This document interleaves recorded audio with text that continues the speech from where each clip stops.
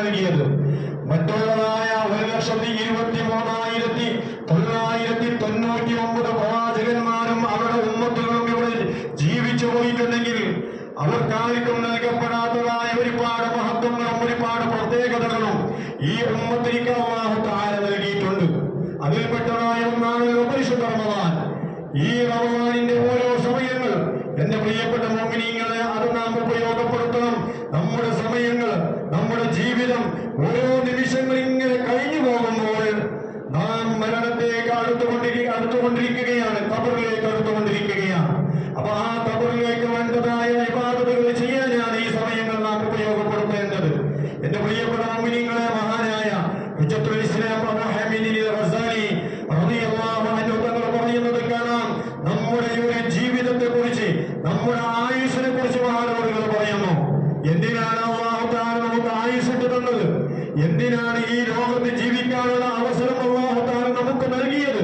പരിശുദ്ധ ഖുർആനിൽ അല്ലാഹു തആല നമ്മോട് ചോദിക്കുന്ന ഒരു ചോദ്യമുണ്ട്. അഫഹസിബതും അന്നമാ ഖലഖനാകും അബസ വഅന്നകും ഇലൈനാ ലാ തുർജഊൻ. ഓ മനുഷ്യരെ, അഫഹസിബതും നിങ്ങൾ വിചാരിക്കുന്നു, അഫഹസിബതും അന്നമാ ഖലഖനാകും അബസ, നിങ്ങളെ ഞാൻ ഈ ലോകത്ത് പഠിച്ചിരിക്കുന്നത് വെറുതെയാണ്, ഒരു ആവശ്യവുമില്ലാതെ ഒരു ലക്ഷ്യവുമില്ലാതെയാണ് നിങ്ങളെ ഞാൻ പഠിച്ചിരിക്കുന്നത് എന്ന് നിങ്ങൾ വിചാരിക്കുന്നുവോ? വഅന്നകും ഇലൈനാ ലാ തുർജഊൻ, എന്നിലേക്ക് നിങ്ങൾ മടക്കപ്പെടുകയില്ല എന്നുള്ള ഒരു ഭാവന നിങ്ങൾക്കുണ്ടോ? എന്നാൽ അത് തെറ്റിപ്പോയി.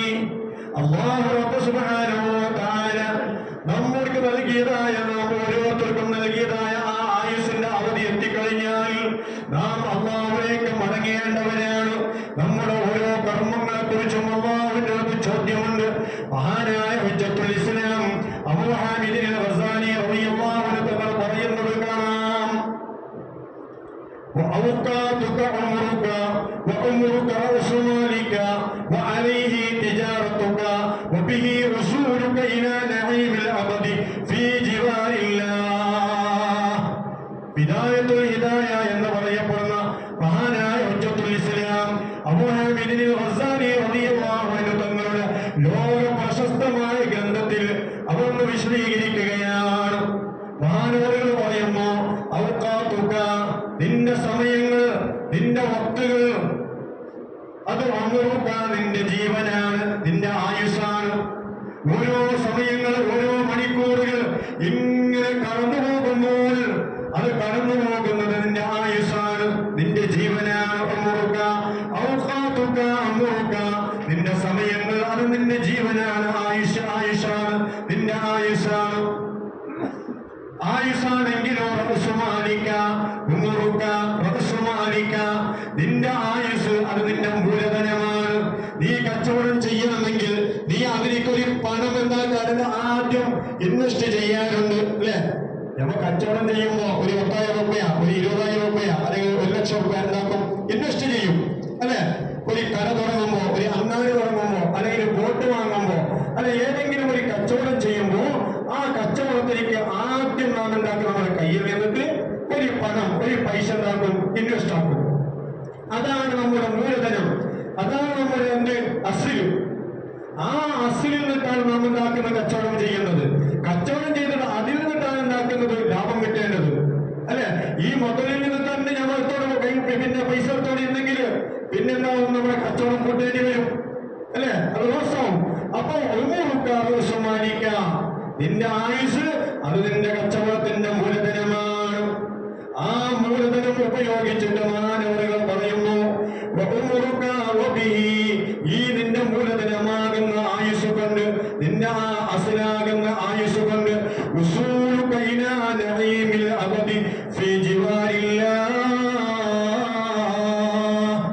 അല്ലാഹുവിന്റെ സമീപത്ത് നാളെ പാരത്രികമായ ലോകത്ത് സർവസുഖാഡംബരങ്ങൾ കൊണ്ട് തുറക്കപ്പെട്ട ആ സ്വർഗത്തിൽ അല്ലാഹുവിന്റെ ജിവാറിലായി നിനക്കൊരിടം നൽകാൻ, ഒരിടം ലഭിക്കാൻ നിന്റെ ഈ മൂലധനമാകുന്ന നിന്റെ ആയുസ്സിനെ നീ ഉപയോഗപ്പെടുത്തണമെന്ന് മഹാനായ ഹുജ്ജത്തുൽ ഇസ്ലാം അബൂ ഹമീദ് റസാലി റളിയല്ലാഹു അൻഹു നിന്റെ മൂലധനമാകുന്ന നിന്റെ ആയുസ്സിന് അള്ളാഹുവിന്റെ പൊരുത്തത്തിലായി ഉപയോഗപ്പെടുത്തിയത് കച്ചവടം ചെയ്തിട്ട് എന്താക്കണം? ധാരാളമായി ലാഭം കൊയ്തെടുത്തിട്ട് അള്ളാഹുവിന്റെ ജിവാറിൽ അള്ളാഹുവിന്റെ ലിഖാഹ്, പ്രത്യേകിച്ച് റമദാനിൽ നോമ്പ് പിടിച്ചവർക്ക് അള്ളാഹു തആല നൽകുന്ന ഏറ്റവും വലിയ അനുഗ്രഹമാണ് എന്ത്?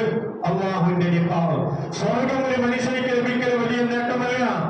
സ്വർഗത്തിൽ ജന്നത്തുൽ ഫിർദൗസ് കിട്ടൽ വലിയ നേട്ടമല്ല. ഹബീബായ നബി തങ്ങളുടെ ജിവാറിൽ ചാരത്ത് ഒരു ഇടം ലഭിക്കുക എന്നുള്ളത് എന്തല്ല, ഒരു മനുഷ്യനെ സംബന്ധിച്ചിടത്തോളം വലിയ നേട്ടമുള്ള കാര്യമല്ല. എന്നാൽ അതിനേക്കാളെല്ലാം ഏറ്റവും വലിയ അനുഗ്രഹം, ഏറ്റവും വലിയ വിജയം എന്താണ്? അൽ ഫൗസുൽ അഅ്ളം, അൽ ഫൗസുൽ അക്ബർ. അതേതാണ് ഏറ്റവും വലിയ വിജയം? അല്ലാഹുവിന്റെ ലിഖാഹ്.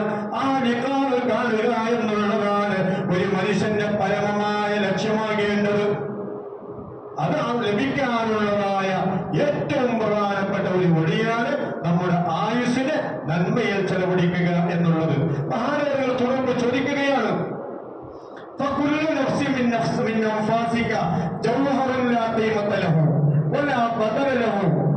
നിന്റെ ഓരോ ശ്വാസങ്ങൾ അത് അമൂല്യമാണ്. നീ ശ്വസിക്കുന്ന നിശ്വസിക്കുന്ന നിന്റെ ഓരോ ശ്വാസോച്ഛ്വാസങ്ങൾ, നീ ശ്വാസം എടുക്കുന്നതും വിടുന്നതും അത് വല്ലാത്ത അമൂല്യമാണ്. അത് പണം കൊടുത്തിട്ട് ഉണ്ടാക്കാൻ പറ്റൂല. നാം അതിന്റെ വില കെട്ടുകയാണെങ്കിൽ അതിന്റെ വില നിശ്ചയിക്കാൻ പറ്റൂല. അത്രയും അമൂല്യമാണ് നമ്മുടെ ഓരോ അംഫാസുകളും ഓരോ ശ്വാസോച്ഛ്വാസങ്ങളും, ശ്വാസം എടുക്കുന്നതും ശ്വാസം വിടുന്നതും. മഹാനവറുകൾ പറയുന്നു, അതുകൊണ്ട് ആ ഒരു സെക്കൻഡ് എങ്ങാനും നഷ്ടപ്പെട്ടു പോയാൽ, നീ എടുത്തതായ ആ ശ്വാസം നീ പുറത്തോട്ട് വിട്ടാൽ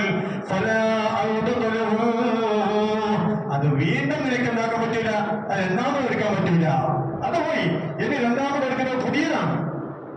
ആ സമയം കഴിഞ്ഞു പോയി, അത് ഒരിക്കലും നമുക്ക് മടക്കി എടുക്കാൻ പറ്റില്ല. അതുകൊണ്ട് മഹാനവറുകൾ പറയുന്നു, നീ ഒരു ഹംദയിൽപ്പെട്ട ആളായി പോകരുത്. വിവരമില്ലാത്ത വിവരദോഷികളിൽ നീ പെട്ടുപോകരുത്. ഹംദീങ്ങൾ അല്ല വിഡ്ഢികൾ, ആ വിഡ്ഢികളെ പോലെ നീ ആകരുത്.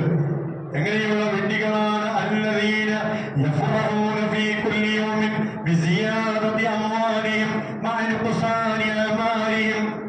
മനുഷ്യർ അവർക്കുള്ള ആയുസ് ചുരുങ്ങിക്കൊണ്ടിരിക്കുകയാണ്, മരണത്തിലേക്ക് അടുത്തുകൊണ്ടിരിക്കുകയാണ്. പക്ഷേ ആ ബോധം അവനിക്കില്ലാതെ അവന് സമ്പാദിച്ചു മുതൽ ധാരാളം കൂട്ടി പാരിക്കൂട്ടി, ബോട്ടുകൾ പിന്നെയും പിന്നെയും വാങ്ങിക്കൂട്ടി, ഫ്ലാറ്റുകൾ പിന്നെയും പിന്നെയും അവന് വാങ്ങിക്കൂട്ടി, ഒരുപാട് സമ്പത്തുകൾ അവനുണ്ടാക്കി. പക്ഷേ അവന്റെ ആയുസ് കുറഞ്ഞുകൊണ്ടിരിക്കുകയാണ്. മഹാനവറുകൾ പറയുകയാണ്, മുതൽ ഏറിയിട്ട് നീ സന്തോഷിക്കുന്ന വിഭാഗത്തിൽ പെട്ടുപോകരുത്. ആയുസ് കുറയുകയാണ്, സമ്പത്തുകൾ നീ ഉണ്ടാക്കുകയാണ്, വാരിക്കൂട്ടുകയാണ്. അങ്ങനെയുള്ള വിഡ്ഢികളെ കൂടുതൽ നീ ആകരുത്. മഹാനവറുകൾ ചോദിക്കുന്നു,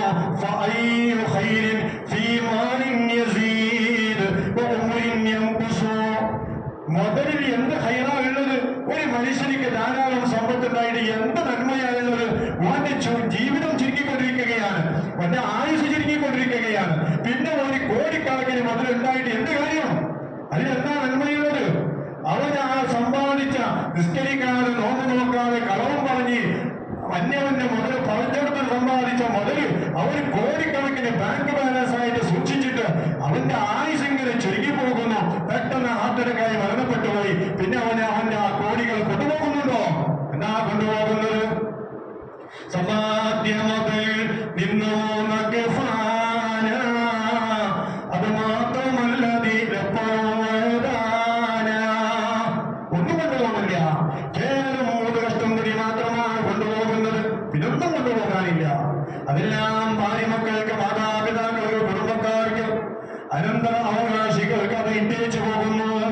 അതാണ് വളരെ അർത്ഥവത്തായ ഒരു ചോദ്യം, ഒരു മനുഷ്യനിക്ക് ചിന്തിക്കാനുള്ള ചോദ്യം. മുതലിൽ എന്ത് ഹൈറാണുള്ളത്, എന്ത് നന്മയാണുള്ളത്? മുതൽ ഇങ്ങനെ അധികരിച്ചു വരുന്നു, അത് വർദ്ധിച്ചു വരുന്നു. പക്ഷേ അവന്റെ ജീവൻ, അവന്റെ ആയുസ് കുറഞ്ഞു വരുന്നു. അങ്ങനെയുള്ള മുതലുണ്ടായിട്ട് എന്ത് കാര്യമാണ് എന്ന് മഹാനായ ഹുജ്ജത്തുൽ ഇസ്ലാം അബ്ദുൽ റസാലി മാത്രമല്ല, അതുകൊണ്ട് മഹാനവറുകൾ പറയുകയാണ്,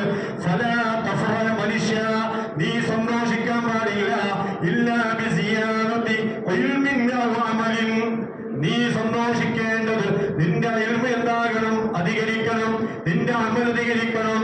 നിന്റെ അമൽ അധികരിച്ചത് കൊണ്ടല്ലാതെ നീ സന്തോഷിക്കരുത്. ഈ രണ്ട് കാര്യം നിനക്ക് ജാസ്തിയാക്കാൻ പറ്റുന്നുണ്ടോ നിന്റെ ഈ ആയുസ് കൊണ്ട്? എന്നാൽ നീ സന്തോഷിച്ചോ.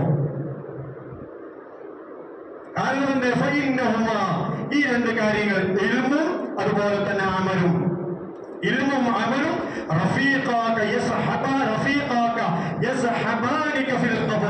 ഇത് രണ്ട് കൂട്ടുകാരാണ് നിന്റെ. ഇത് രണ്ടും ഇൽമും അമലും നിന്റെ കൂട്ടുകാരാണ്. ഏറെ ഫിൽ ഖബരി, ഖബറിൽ. അപ്പൊ അതുകൊണ്ട് ആ കൂട്ടുകാരെയാണ് നീ കൂട്ടുകൂടേണ്ടത്, അവരെയാണ് നീ കൂട്ടുപിടിക്കേണ്ടത് എന്നല്ലാതെ സമ്പത്തിനെയല്ല എന്ന് മഹാനായ ഹജ്ജത്തുൽ ഇസ്ലാം അബൂ ഹാമിദ് റസാലി റളിയല്ലാഹു അൻഹു തങ്ങൾ പറയുമ്പോൾ, എന്റെ പ്രിയപ്പെട്ട മുഅ്മിനീങ്ങളെ, പരിശുദ്ധ റമളാനിന്റെ ഏറ്റവും പവിത്രമായ നിമിഷങ്ങൾ നമ്മുടെ ജീവിതത്തിൽ നിന്ന് കടന്നു പോകുമ്പോൾ നമുക്ക് എന്താ പറയാനുള്ളത്? നമുക്ക് എത്ര ഖത്മുൽ ഖുർആൻ ഓതി തീർക്കാൻ കഴിഞ്ഞു ഈ 20 ദിവസത്തിൽ? എത്ര നിസ്കാരങ്ങൾ, സുന്നത്ത് നിസ്കാരങ്ങൾ വർദ്ധിപ്പിക്കാൻ സാധിച്ചു? എത്ര സദഖകൾ കൊടുത്തു? എത്ര ഇസ്തിഗ്ഫാർ ചൊല്ലി? എത്ര സ്വലാത്ത് ചൊല്ലി? നമുക്കെന്താ പറയാനുള്ളത്? നാളെ പാരത്രികമായ ലോകത്ത് കഴിഞ്ഞുപോയ ശരീരങ്ങൾ, അതുപോലെ തന്നെ വർത്തമാനകാലത്ത് ജീവിച്ചുകൊണ്ടിരിക്കുന്ന, അല്ലാഹുവിനെ ഭയപ്പെട്ട് ജീവിക്കുന്ന എത്രയോ കോടാനുകോടി വരുന്ന മുഅ്മിനീങ്ങൾ, ചെറുപ്പക്കാർ പൊട്ടിക്കരഞ്ഞുകൊണ്ട് പാതിരാ സമയങ്ങളിൽ എഴുന്നേറ്റുകൊണ്ട് തഹജ്ജുദ് നിസ്കരിച്ച് അല്ലാഹുവിനോട് ചെയ്തു പോയ തെറ്റുകൾ എണ്ണി എണ്ണി പറഞ്ഞ് പൊട്ടിക്കരഞ്ഞു. അല്ലാഹുവിന്റെ പൊരുത്തം കരസ്ഥമാക്കി, അല്ലാഹുവിന്റെ സാമീപ്യം കരസ്ഥമാക്കി മഹ്ശറിലേക്ക് വന്ന് അവിടെ വിചാരണ ചെയ്യുന്ന സമയത്ത് അല്ലാഹുവിനോട് മറുപടി പറയുമ്പോ, എന്റെ പ്രിയപ്പെട്ട ചെറുപ്പക്കാരെ, എന്റെ ശബ്ദം കേൾക്കുന്ന ഉമ്മമാരെ, സഹോദരികളെ, നാം ചിന്തിക്കണം. നമുക്കെന്താ പറയാനുള്ളത്? നമുക്കെന്താ അമലുള്ളത്? ഈ റമളാനിന്റെ കഴിഞ്ഞുപോയ നിമിഷങ്ങളെ കുറിച്ച് നമുക്കൊന്ന് ഉറപ്പിച്ച് പറയാൻ പറ്റുമോ? ആ നിമിഷങ്ങൾ എനിക്ക് സപ്പോർട്ടാകും, നാളെ പാരത്രികമായ ലോകത്ത് എനിക്ക് ഗുണമായി സാക്ഷി നിൽക്കും എന്ന് എനിക്കും നിങ്ങൾക്കും ഉറപ്പായി ഒന്ന് പറയാൻ പറ്റുമോ? ഒരിക്കലും കഴിയില്ല. അതുകൊണ്ട് എന്റെ പ്രിയപ്പെട്ട മുഅ്മിനീങ്ങളോട് പ്രത്യേകം ഓർമ്മപ്പെടുത്തുകയാണ്, ഇത് ബാക്കിയുള്ള സമയങ്ങൾ, അവസാനത്തെ 10, റമളാനിന്റെ അവസാനത്തെ 10, ലൈലത്തുൽ ഖദ്ർ ഏറെ പ്രതീക്ഷിക്കപ്പെടേണ്ട സമയങ്ങൾ. അഷ്റഫുൽ ഖൽഖ് മുഹമ്മദുർ റസൂലുള്ളാഹ് സ്വല്ലല്ലാഹു അലൈഹി വസല്ലമ തങ്ങൾ അവസാനത്തെ 10 ആയാൽ റമളാനിന്റെ ഒന്നാമത്തെ 10 പള്ളിയിൽ പോയി ഇത്തികാഫിരിക്കും, രണ്ടാമത്തെ 10 ഇത്തികാഫിരിക്കും, മൂന്നാമത്തെ 10 ഇത്തികാഫിരുന്നു കൊണ്ട് മറ്റുള്ള 10 ചെയ്യാത്തതായ ധാരാളം അമലുകൾ വർദ്ധിപ്പിക്കും. അവസാനത്തെ 10 ഹബീബായ നബിതങ്ങൾ ചരിത്രത്തിൽ കാണാം, ആരംഭ നബിതങ്ങൾ അരവെടുക്കുന്ന ശക്തമായി ഒഴിച്ചു കെട്ടും, മുറുക്കി കൊടുക്കും തുണി. അത് അയഞ്ഞു പോകാതിരിക്കാൻ നിന്ന് നിസ്കരിക്കുന്ന ഇബാദത്ത് ചെയ്യുമ്പോ നല്ല ഹെവി പണിയെടുക്കുന്ന ഒരു പണിക്കാരന് ഒരു മുണ്ട് കൊടുത്തിട്ട് തുണി കൊടുത്തിട്ട് എന്താക്കുന്നത് പണിയെടുക്കുന്നത് നോക്കിക്കും. ആ സമയത്ത് ആ തുണി അയഞ്ഞു പോകാതിരിക്കാൻ വേണ്ടി എന്താക്കും, അതിനെ ശരിക്കും ഒന്ന് വെച്ച് കെട്ടും. അല്ലെ, സാധാരണ നടപ്പുള്ള ഒരു കാര്യമാണ്. ഹബീബായ നബി സല്ലല്ലാഹു അലൈഹി വസല്ലമ തങ്ങൾ അവസാനത്തെ 10 കഴിഞ്ഞാൽ തന്റെ അരവെടുക്കുന്നത് ശക്തമായി മുറുക്കി വലിച്ചു കെട്ടും. എന്തിന്? അത്രയും വലിയ പ്രയാസമുള്ള ഒരു ജോലിയാണ് എടുക്കാൻ വേണ്ടി പോകുന്നത്, അത്രയും വലിയ ബുദ്ധിമുട്ടുള്ള ഒരു പണിയാണ് എടുക്കാൻ വേണ്ടി പോകുന്നത്. ആ സന്ദർഭത്തിൽ എന്താകാൻ പാടില്ല, എന്റെ മുണ്ട് അയഞ്ഞു പോകാൻ പാടില്ല എന്ന് പറഞ്ഞിട്ട് ഇതൊരു ആലങ്കാരിക പദമാണ്. എന്റെ പ്രിയപ്പെട്ട മുഅ്മിനീങ്ങൾ, അത്രയും കൂടുതലായി ആരംഭ നിമിത്തങ്ങൾ അവസാന ഇബാദത്തിൽ മുഴുക്കുമായിരുന്നു എന്നാണ് പറഞ്ഞതിന്റെ ഹാസിൽ. അതുകൊണ്ട് എന്റെ പ്രിയപ്പെട്ട മുഅ്മിനീങ്ങളെ, നമ്മൾ വരുന്നതായ ദിവസങ്ങൾ 21 മുതൽ ഇൻഷാ അല്ലാഹ് അവസാനത്തെ രാത്രി വരെ നമ്മുടെ പള്ളിയിൽ ഖിയാമുൽ ലൈൽ ഉണ്ടായിരിക്കും ഇൻഷാ അല്ലാഹ്. കഴിഞ്ഞ വർഷത്തെ പോലെ ഈ വർഷം ആ ഖിയാമുൽ ലൈൽ എല്ലാവരും വരിക. മാത്രമല്ല, കഴിവിന്റെ പരമാവധി നന്മകൾ ചെയ്യുക, മോശമായ സ്വഭാവങ്ങൾ, പ്രവർത്തനങ്ങൾ, വാക്കുകൾ എല്ലാം ഒന്ന് അവസാനിപ്പിക്കുക. അല്ലാഹുവിന്റെ പൊരുത്തം കരസ്ഥമാക്കാൻ വേണ്ടിയിട്ട് പ്രത്യേകം ശ്രദ്ധ പുലർത്തുക. മാത്രമല്ല, കഴിഞ്ഞുപോയ ദോഷങ്ങൾ, ചെയ്തുപോയ ദോഷങ്ങൾ, ആ ദോഷങ്ങൾ അല്ലാഹുവിനോട് എണ്ണി പറയുക. പ്രത്യേകിച്ച് പറയാനുള്ളത്, എന്റെ പ്രിയപ്പെട്ട മുഅ്മിനീങ്ങളെ, മനസ്സറിഞ്ഞു നമ്മുടെ മനസ്സിന്റെ ഉള്ളിൽ നിന്നിട്ടായിരിക്കണം നാം തൗബ ചെയ്യേണ്ടത്. കേവലം നാട്ടിൽ പറഞ്ഞതുകൊണ്ടോ അല്ലെങ്കിൽ അഭിനയിച്ചതുകൊണ്ടോ കാര്യമില്ല. പിന്നെ മനസ്സിന്റെ ഉള്ളിൽ ഞാനും നിങ്ങളും തെറ്റുകൊണ്ട് ആരല്ല, ആരും ഒഴിവായവരല്ല. കയ്യും കണക്കില്ലാത്ത ദോഷങ്ങൾ എന്റെ ജീവിതത്തിൽ വന്നു പോയിട്ടുണ്ട്. ഞാൻ ആരല്ല, മാസൂമല്ല, നിങ്ങളും മാസൂമികളല്ല, നാം ആരല്ല, മലക്കുകളല്ല, പ്രവാചകന്മാരല്ല. അപ്പൊ ഒരുപാട് തെറ്റുകൾ, മനുഷ്യ സഹജമായ ഒരുപാട് തെറ്റുകൾ ഇബ്ലീസിന്റെ ദുർബോധനം കൊണ്ട്, അതുപോലെ ഇച്ഛയുടെ പിന്നെ ആ പ്രേരണ കൊണ്ട് ഒരുപാട് തെറ്റുകളും കുറ്റങ്ങളും നമ്മുടെ ജീവിതത്തിൽ വന്നുപോയിട്ടുണ്ട്. അപ്പൊ അതുകൊണ്ട് ആ വന്നുപോയ തെറ്റുകൾ അവരോട് എണ്ണി പറഞ്ഞ് ആത്മാർത്ഥമായിട്ട് തൗബ ചെയ്ത് മടങ്ങിയാൽ പ്രിയപ്പെട്ട മുഅ്മിനീങ്ങൾ അല്ലാഹു തആല നമ്മുടെ തൗബ സ്വീകരിക്കും എന്നുള്ളതിൽ ഒരു സംശയവുമില്ല. ഒരു സംഭവം മാത്രം നിങ്ങൾ ശ്രദ്ധയിൽപ്പെടുത്തി ഞാൻ എന്റെ വാക്കുകൾ അവസാനിപ്പിക്കാം. പ്രിയപ്പെട്ട മുഅ്മിനീങ്ങളെ, മഹാന്മാർ വിശദീകരിക്കുന്നത് കാണാം. മഹാനായ ഇബ്നുൽ ജൗസി റളിയല്ലാഹു അൻഹു തങ്ങൾ തന്റെ കിതാബിൽ രേഖപ്പെടുത്തിയ ഒറ്റ ഒരു സംഭവം, ഒരു കഴിഞ്ഞുപോയ സമുദായത്തിൽപ്പെട്ട വലിയ തമ്മാടിയായ ഒരു ചെറുപ്പക്കാരൻ, വലിയ തമ്മാടി, അദ്ദേഹം ചെയ്യാത്ത തെറ്റുകളില്ല, കുറ്റങ്ങളില്ല. മഹാനായ ഉസ്മാൻ തൈമി റളിയല്ലാഹു അൻഹു തങ്ങൾ പറയുന്നു, ഒരു ചെറുപ്പക്കാരൻ വലിയ തെറ്റുകളും അതുപോലെ തന്നെ കുറ്റങ്ങളും ചെയ്ത് നടക്കുകയാണ്. അല്ലാഹു തആല ആ മനുഷ്യനിക്ക് ഒരു ഹിദായത്തിന് കൊടുക്കാൻ വേണ്ടി തീരുമാനിച്ചു. ആ മനുഷ്യൻ ആ നാട്ടിലെ ഏറ്റവും വലിയ തമ്മാടിയാണ്, ഏറ്റവും വലിയ കള്ളുകുടിയനാണ്, ഏറ്റവും വലിയ വിചാരിയാണ്. എല്ലാ തെറ്റുകളും കുറ്റങ്ങളും അദ്ദേഹത്തിന്റെ ഒക്കെയുണ്ട്. അങ്ങനെയുള്ള ഒരു മനുഷ്യനിക്ക് അല്ലാഹു തആല ഹിദായത്ത് നൽകാൻ വേണ്ടി ഉദ്ദേശിക്കുന്നു. ആ സമയത്ത് അല്ലാഹു സുബ്ഹാനഹു വ തആല ആ ചെറുപ്പക്കാരന്റെ ഹൃദയത്തിലേക്ക് ആ ഒരു ഹിദായത്തിന്റെ വെളിച്ചം വിട്ടപ്പോൾ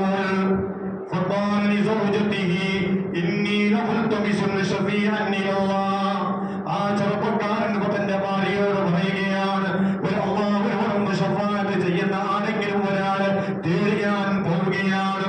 അല്ലാഹുവിനോട് എനിക്ക് വേണ്ടി ശഫാഅത്ത് ചെയ്യാൻ, എന്റെ ജീവിതത്തിൽ കയ്യും കണക്കുമില്ലാത്ത ദോഷങ്ങൾ ഞാൻ ചെയ്തു പോയിട്ടുണ്ട്, എന്റെ ദോഷങ്ങളൊന്ന് പുറത്തു തരാൻ അല്ലാഹുവിനോട് ശഫാഅത്ത് ചെയ്യാൻ പറ്റുന്നവരാണ് ഞാൻ അന്വേഷിച്ച് ഇറങ്ങുകയാണ് എന്ന് തന്റെ ഭാര്യയോട് പറയുകയാണ്. അങ്ങനെ വീട് വിട്ടിറങ്ങുകയാണ്. തന്റെ ഭാര്യയെ മക്കളെയെല്ലാം ഉപേക്ഷിച്ച് ഇറങ്ങുകയാണ്. ആരുമില്ലാത്ത വിജനമായ മരുഭൂമിയിൽ അദ്ദേഹം ഒറ്റയ്ക്ക് നടക്കുകയാണ്. നടക്കുന്ന സമയത്ത് അദ്ദേഹം വിളിച്ചു പറയുകയാണ്, യാ സമാ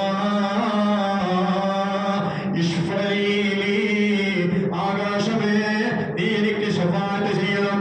ഒരുപാട് തെറ്റുകൾ ചെയ്ത, പാപങ്ങൾ ചെയ്ത പാപിയാണ്, തമ്മാടിയാണ്, ദോഷിയാണ്. അതുകൊണ്ട് അല്ലാഹുവിനോട് ആകാശമേ എനിക്ക് വേണ്ടി നീ ഒന്ന് ശഫാഅത്ത് ചെയ്യണമെന്ന് ആകാശത്തിനോട് ഈ തമ്മാടിയായ, ഈ പാപിയായ, ദോഷിയായ അടിമ പറയുകയാണ്. ഒന്നും കേൾക്കുന്നില്ല, ശബ്ദം കേൾക്കുന്നില്ല, മറുപടി കേൾക്കുന്നില്ല. ആ സമയത്ത് വീണ്ടും പറയുന്നു, യാ ജിബാൽ ഇശ്ഫഈലി, പർവ്വതമേ എനിക്ക് നീ ശഫാഅത്ത് ചെയ്യണം, പർവ്വതങ്ങളെ എനിക്ക് നിങ്ങൾ ശഫാഅത്ത് ചെയ്യണം. ആ മനുഷ്യൻ പർവ്വതത്തിനോട് ശഫാഅത്തിന് വേണ്ടി ആവശ്യപ്പെടുകയാണ്. വീണ്ടും യാ അർളു ഇശ്ഫഈലി, യാ മലായിക ഇശ്ഫഈലി, മലക്കുകളോട് പറയുന്നു, ഭൂമിയോട് പറയുന്നു, എല്ലാ ജീവജാലങ്ങളോടും പറയുന്നു, എനിക്ക് വേണ്ടി ശഫാഅത്ത് ചെയ്യണം, അല്ലാഹുവിനോടും എനിക്ക് വേണ്ടി റെക്കമെൻഡ് ചെയ്യണം. അത് മുഖേനയെങ്കിലും ഞാനൊന്ന് രക്ഷപ്പെട്ടോട്ടെ, എന്റെ ദോഷങ്ങൾ അല്ലാഹു തആല പുറത്തുവന്നോട്ടെ എന്ന് പൊട്ടിക്കരഞ്ഞുകൊണ്ട് മനസ്സിന്റെ ഉള്ളിൽ നിന്ന് ആ ചെറുപ്പക്കാരന് വിളിച്ചു പറയുകയാണ്. അവസാനം അദ്ദേഹം ബോധരഹിതയായി വീഴുകയാണ്. അദ്ദേഹം ബോധമില്ലാതെ വീഴുകയാണ്. അല്പം കഴിഞ്ഞപ്പോൾ ബോധം തിരിച്ചു വന്നു. ആ സമയത്ത് ഒരു മലക്കിനെ ആ ചെറുപ്പക്കാരന്റെ അടുത്തേക്ക് പറഞ്ഞേക്കുകയാണ്. ഒരു ചെറുപ്പക്കാരൻ അല്ലാഹു തആല പറഞ്ഞേക്കുന്നു. ആ ചെറുപ്പക്കാരനോട് ആ മലക്ക് കൊണ്ട് പറയുകയാണ്, അല്ലാഹു തആല നിന്റെ ദോഷങ്ങൾ പുറത്തു വന്നിരിക്കുന്നു, അല്ലാഹു തആല നിന്റെ മുഴുവൻ ദോഷങ്ങൾ പുറത്തു വന്നിരിക്കുന്നു. അദ്ദേഹം ഒന്നും ചെയ്തിട്ടില്ല. മനസ്സിന്റെ ഉള്ളു തട്ടിയിട്ട് അല്ലാഹുവിനെ വിളിച്ചു, ആകാശത്തിനോട് ആവശ്യപ്പെട്ടു, അല്ലാഹുവിനോട് ശഫാഅത്ത് ചോദിച്ചു. ശഫാഅത്ത് ചെയ്യാൻ ആകാശങ്ങളോടും ഭൂമികളോടും പർവ്വതങ്ങളോടും മറ്റുള്ള ജീവജാലങ്ങളോടും ആവശ്യപ്പെട്ടു. മനസ്സിന്റെ ഉള്ളിൽ നിന്നുള്ള വല്ലാത്ത നമ്പരമാണ്, വല്ലാത്ത ദുഃഖമാണ്, ഖേദമാണ്. അത്തൗബത്തു അന്നദം, അരമനവിധങ്ങൾ പറഞ്ഞാൽ അതാണ്.